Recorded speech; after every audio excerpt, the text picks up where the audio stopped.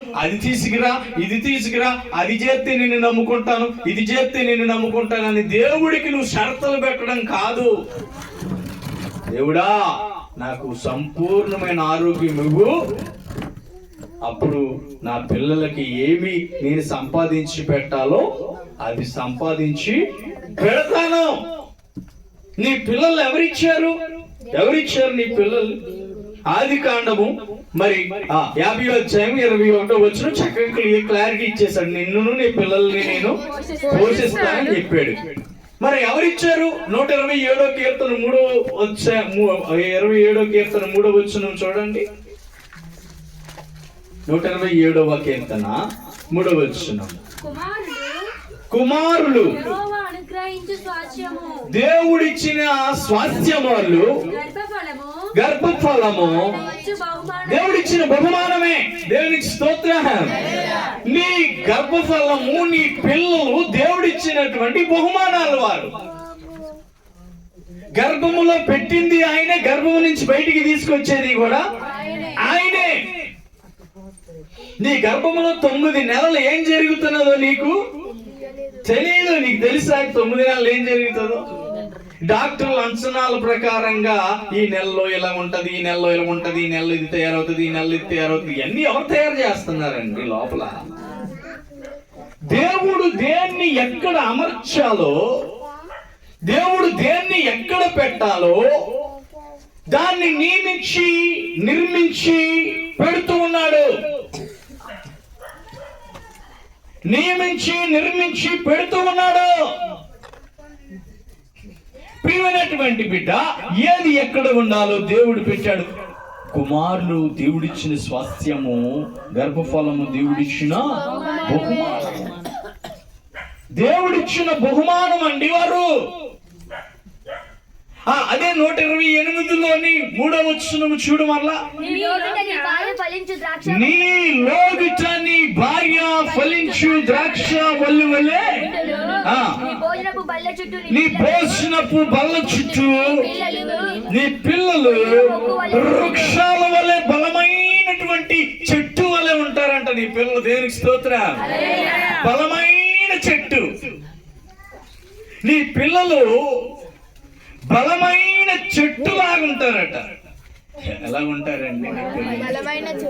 చెట్టు బలమైన ఏ చెట్టు అండి? బలమైన చెట్టు లాగుంటారంట నీ పిల్లలు. దేవుని నామాన్ని మహిమ కలుగునుగా. హల్లెలూయా, హల్లెలూయా. బలమైన చెట్టు నీ పిల్లలు. ఎలాంటి చెట్టులాగా ఉండాలండి? బలమైన చెట్టులాగా పెంచు. మంచి నీడనిచ్చే చెట్టులాగా పెంచు. మంచి నీడ నువ్వు ఏని పెడితే దాన్ని ఎంకరేజ్ చేసుకురాక వాళ్ళని. ఎలా పెడితే ఒక చెట్టు, ఒక మొక్క వేసావండి, అది మొక్క మొలుస్తుందండి, చెట్టు అవుతుందండి. చెట్టు అవుతున్నప్పుడు ఆ చెట్టు కాస్త ఎదుగుతున్నప్పుడు ఆ చెట్టుని నువ్వు చక్కగా తయారు చేస్తావా, లేకపోతే ఎటెళ్ళే పొలం అన్నట్టు వదిలేస్తావా? ఎలా వదలం కదా, వదలం కదా. ఎటు పెడితే ఎటు వానము, ఎటు పెడితే అటు వెళ్ళము.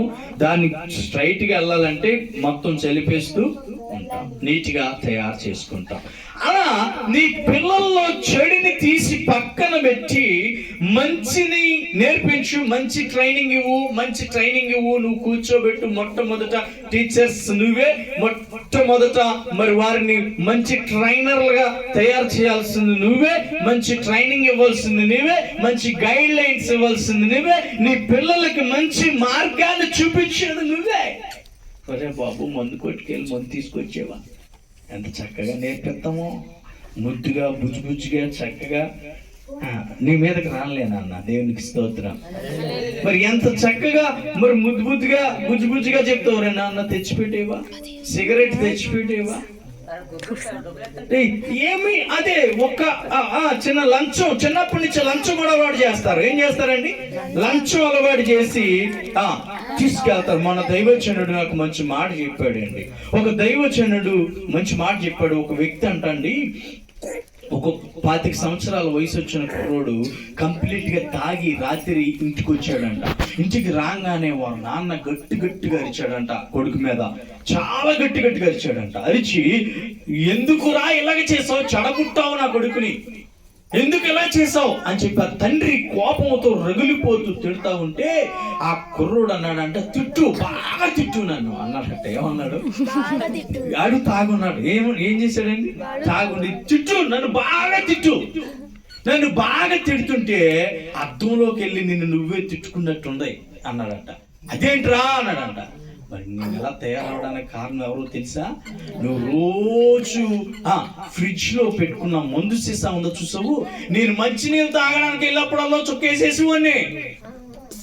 దాన్ని చూసి దీని టేస్ట్ ఎలా ఉంటుందో చూద్దామని ఆ ఫ్రిడ్జ్ లోనంట మంచినీళ్ళు తాగడానికి వెళ్ళినప్పుడల్లా దాని టేస్ట్ ఎలా ఉంటుందో చూద్దామని కొంచెం తాగేవాడట. ఆ కొంచెం కాస్త పచ్చి తాగుబోతు అయిపోయాడు. ఆ లానను మించిన వాడయ్యాడు అనమాట, గురువుని మించిన శిష్యులాగా. తిట్టు, బాగా తిట్టు. అద్దంలోకి వెళ్ళి నిన్ను నువ్వు చూసుకొని తిట్టినా పర్వాలేదు, నన్ను తిట్టినా పర్వాలేదు, రెండు ఒకటే, సమానమే, ఇంకెంతకంటే ఏమీ లేదు. నన్ను ఇలా తయారు చేసింది నువ్వే. ఏమన్నాడంట? నన్ను ఇలా తయారు చేసింది నువ్వే, కేవలం నీ వల్లే నేను ఇలా తయారయ్యాను. బిడ్డలారా, మీరందరూ నీ యొక్క కుమారుడికి, నీ కుమార్తెకు నేర్పించవలసింది ఏంటో తెలుసా బిడ్డలారా? నీ బిడ్డల ముందు నువ్వు చాలా జాగ్రత్తగా ఉండాలి. చాలా జాగ్రత్తగా ఉండాలి. ఎన్నాళ్ళంటే పిల్లలు కాదండి, కడుపులో ఉంటుండగానే ట్రైనింగ్ అయిపోతుంది జాగ్రత్త. Yes, it's true. కడుపులో ఉండంగానే నువ్వు చేసే ప్రతిదీ గమనిస్తున్నారు వాళ్ళు. వీడికి ఎలా తెలుసు అంటే, ఎలా తెలుసు? నువ్వు కడుపులో పెట్టుకొని చేసినటువంటి తప్పులు. పిల్లలకి జ్ఞానం త్వరగా వచ్చేస్తుంది. 3 సంవత్సరాలు అయ్యే వరకు మాటలు రావు పిల్లలకి, కానీ ఇప్పుడు సంవత్సరంన్నరకే దడదల్లాడించేస్తున్నారు. దడదల్ల, దేవునికి స్తోత్రం. మంచిదండి, వారికి దేవుని ట్రైనింగ్ ఇవ్వండి. ఏమవ్వండి? దేవుని ట్రైనింగ్. జాయిసీ ఉన్న అర్ధరాత్రి సమయంలో జ్వరం తీవ్రత పెరిగిపోయింది. జ్వరము, ఒంటి మీద జ్వరం ఉంటే నిద్రలో అని దేవా దేవా తోతం ఆరాధన ఎక్కడో జీవితాలు వారికి దయచేయండి. మీరు ప్రత్యేకంగా కూర్చొని మంచి చెడలు వాళ్ళకి చెప్పవసరం లేదు. మంచి చెడ్డ తొందరగా అభ్యాస్తున్నాయి, చెడ మాత్రం తొందరగా అభ్యాస్తున్నాయి. మీరు నేర్పించవలసింది ఏంటంటే ప్రార్థన. ఏం నేర్పించాలండి? ప్రార్థన నేర్పించండి. నువ్వు దేవుడు నేర్పించు, దేవుని పరిచయం చేయి, అంతేగాని అలా కొట్టేసి వచ్చావా మళ్ళీ కొట్టావు. మళ్ళీ వాడు కొట్టిందే కాకుండా మళ్ళీ నువ్వే ఏం చేస్తావు? తప్పు కదమ్మా. తప్పు ఎవరిది, ఏంటి? ఒక క్లారిటీ నువ్వు తీసుకోవాలి. మా ప్రార్థన పెట్టుకున్న తల్లిలారా, మీ పిల్లలు ఎవరినన్నా కొట్టినా, ఎవరైనా మీ పిల్లలు కొట్టినా తప్పు ఏంటి, ఎంతవరకు ఉన్నదో తెలుసుకున్నప్పటికీ కూడా ఆ దెబ్బ పెద్దది కాకపోతే వాళ్ళ తండ్రిదండ్రులతో మీరు కూడా సఖ్యమయ్యి వారితో మీరు చక్కగా మరి ఐక్యయ్యి పిల్లలే వారు మీరు కలిసి మందలించండి. పిల్లలు కూడా పిల్లల